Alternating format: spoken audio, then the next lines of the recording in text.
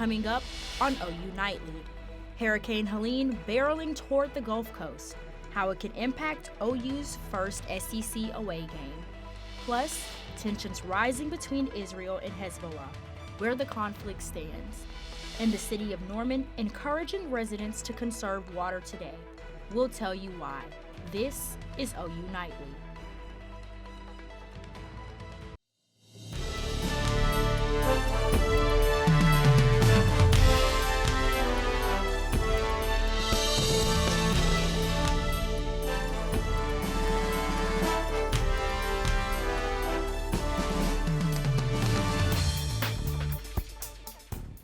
Well, thanks for watching OU Nightly. I'm Chloe Arroyo.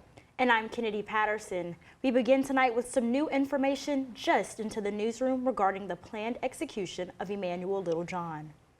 Governor Kevin Stitt's office says he has not come to a decision on whether or not to grant clemency to Littlejohn. In a statement, a spokesperson says the governor has met with those involved including family members, prosecutors, victims, and defense. Littlejohn, who was convicted in a 1992 Oklahoma City murder, is set to be executed tomorrow at 10 a.m. And more news out of the governor's office. We are learning today that Governor Kevin Stitt recently underwent heart surgery.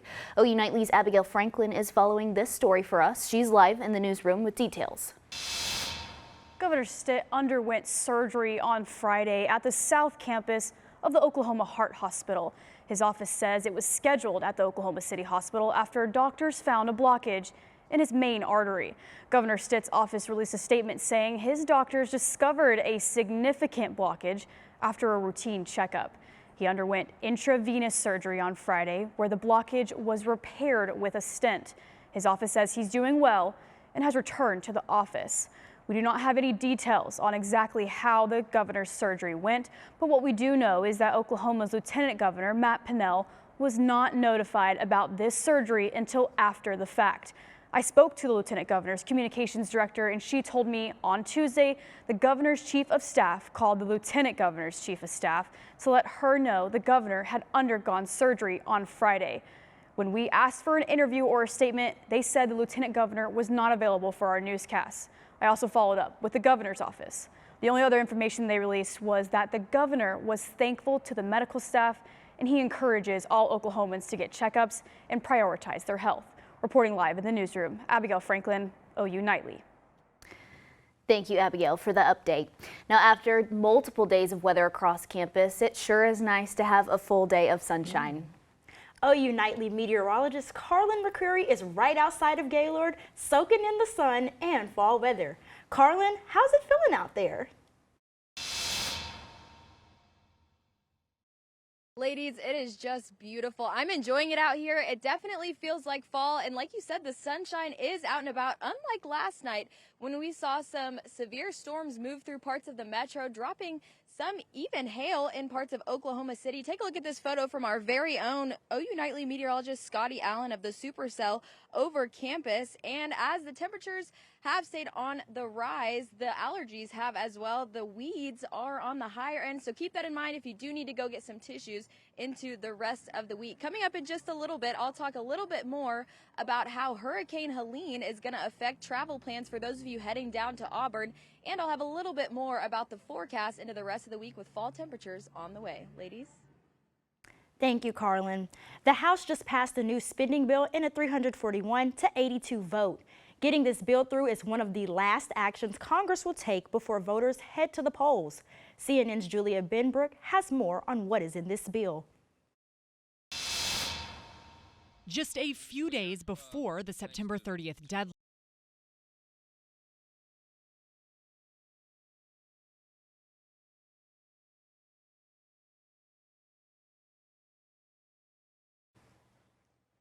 We apologize for the technical difficulties, but the next step is to get the bill through the Senate. The bill should reach the Senate floor this evening, and if passed, will be sent to President Joe Biden to sign. Now, tensions remain high between Israel and militant group Hezbollah. Julia Roberts is following those developments along with the rest of today's national and international headlines from the News Center. Chloe, Israel military commander announced Tuesday troops are preparing for a possible ground attack in Lebanon. The announcement comes as thousands of people in Lebanon flee their home amid ongoing Israel airstrikes targeting Hezbollah. Israel official says the country prime minister is open to discussing de-escalation efforts with the U.S. The state of Missouri executed death row inmate Marcellus Williams despite efforts from attorneys on both sides of the case. Williams was sentenced to death for the murder of the 1998 murder of newspaper reporter Felicia Gale. Both the Missouri Supreme Court and the governor denied Williams' request to halt the execution. Williams was put to death by lethal injection Tuesday evening. And a Pennsylvania college athlete accused of using a box cutter to carve a racial slur onto a teammate is no longer enrolled. School officials at Gettysburg College says it happened during an informal swim team gathering early this month. It's unclear if the student was expelled or faced other disciplinary action. A spokesperson for the college says the investigation is ongoing. Chloe, Kennedy, back to you at the desk. Well, thanks, Julia. Hurricane Helene marches through the Gulf and residents along the coast are preparing for the worst. We'll tell you how the community is preparing for the threat ahead. Plus, a look at what you can do at home to make water more accessible for folks in Oklahoma. Don't go anywhere. We'll be right back.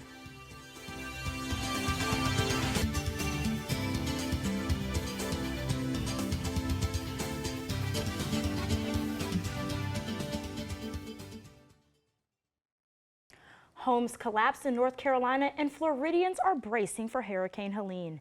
And serious damage left behind after a hailstorm in OKC.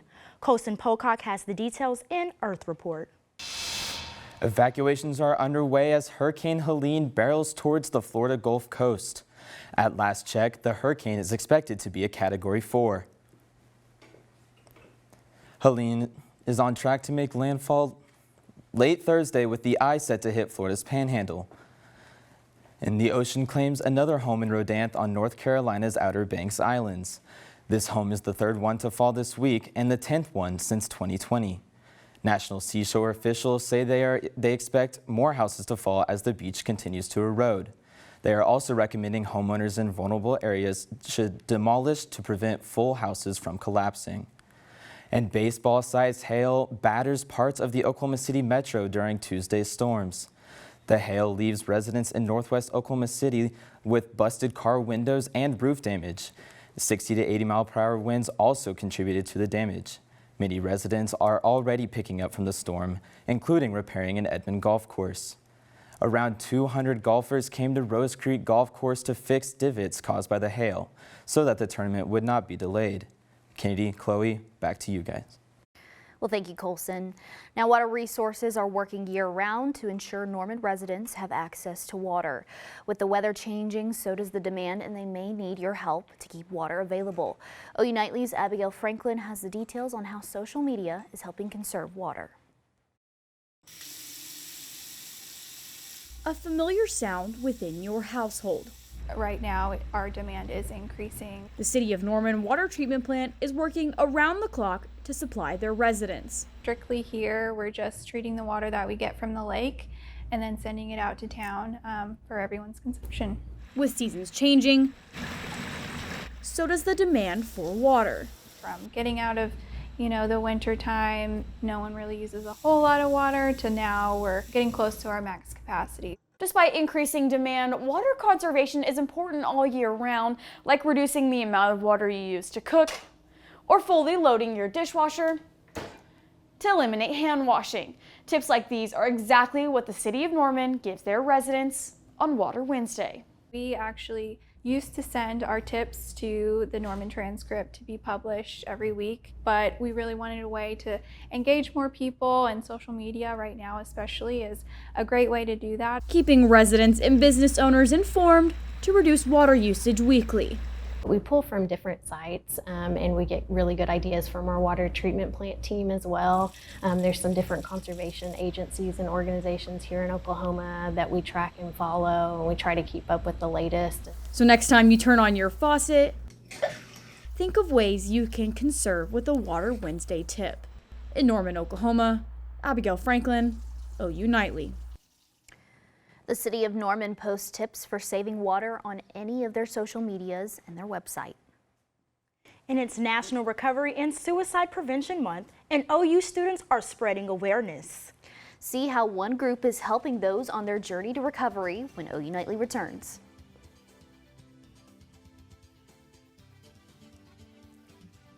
And Hurricane Helene on the move. I'll have its track and how it's going to affect people traveling to the OU versus Auburn game. Weather's next.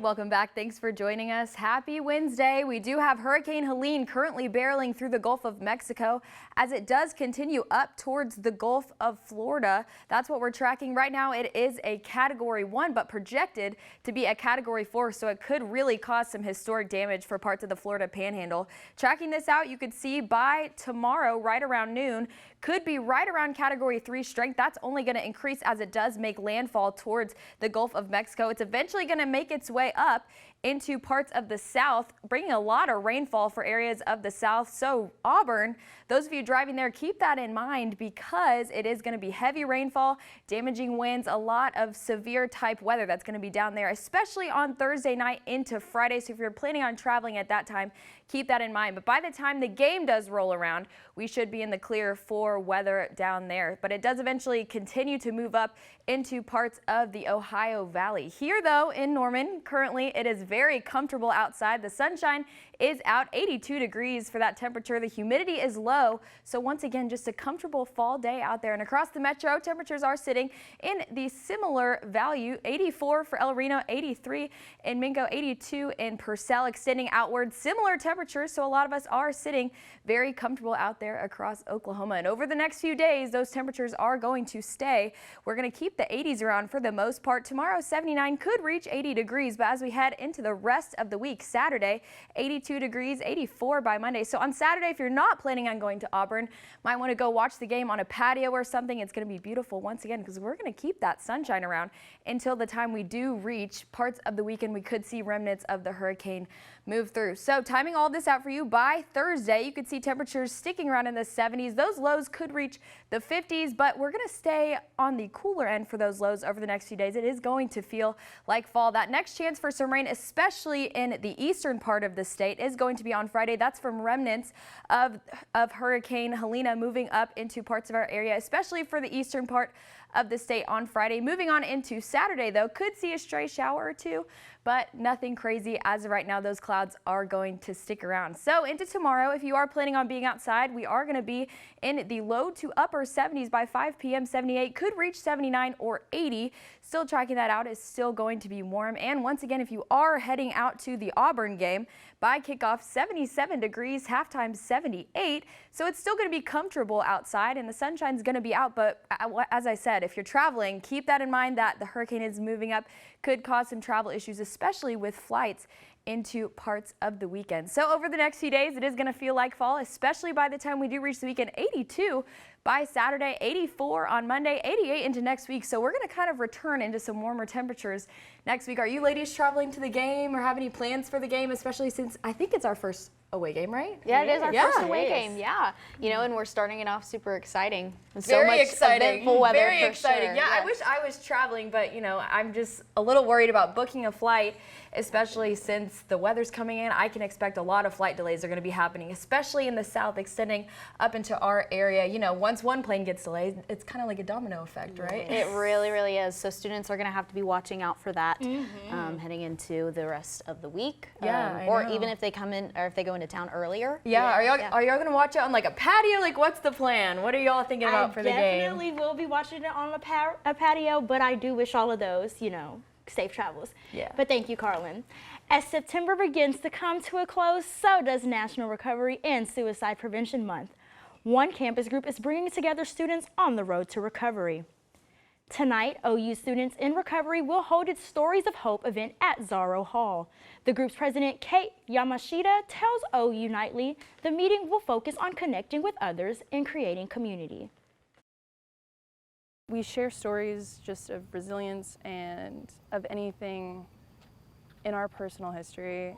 It's really a space for people to come and be heard.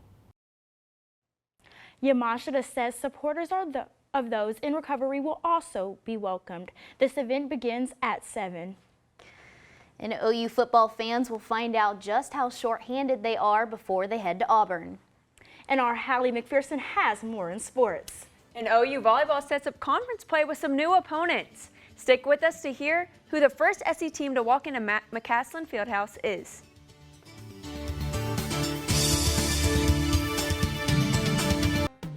Hello, I'm Hallie McPherson, and it's time for sports.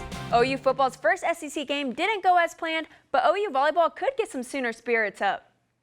Volleyball serves up their first SEC conference game tomorrow night, hosting number 15 Florida in McCaslin Fieldhouse. We had a couple players right here last night on Sooner Sports Pad. Alexis Shelton and Lydia Martin say they fit right in this new conference.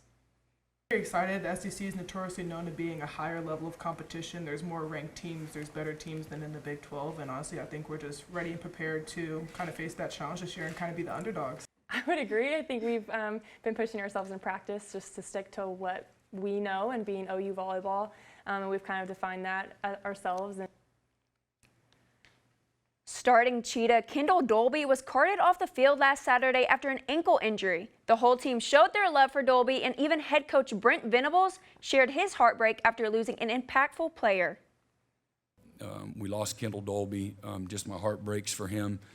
He'll be fine. He'll recover, and he'll continue to have an opportunity to play this game a long time. But he's a guy that I've been bragging on for several months for obvious reasons, and just hate that. That is a part of the game. You hate that for him.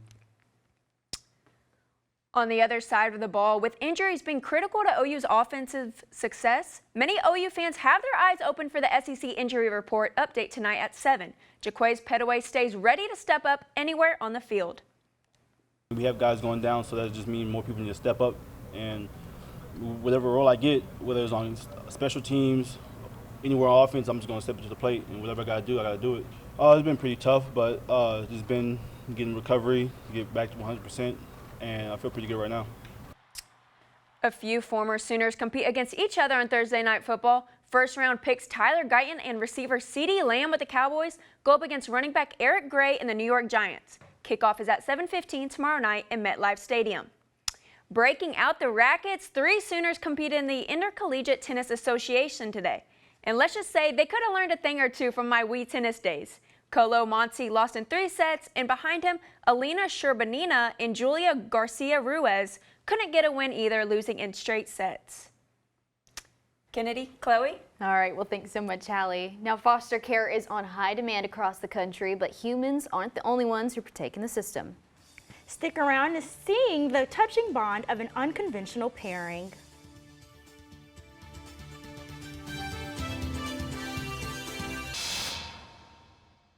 I'm Kariana Gamboa at the OU Nightly Update Desk. Oklahoma Highway Patrol says 10 inmates are hospitalized after a transport bus overturned near Perkins today. Troopers say the driver of a pickup truck struck the front of the bus after trying to pass another vehicle, sending the bus into a ravine. Other inmates on board were sent back to prison in Cushing. Chloe, Kennedy. Well, thank you, Kariana. Now, a baby gorilla finds her new mom far away from home.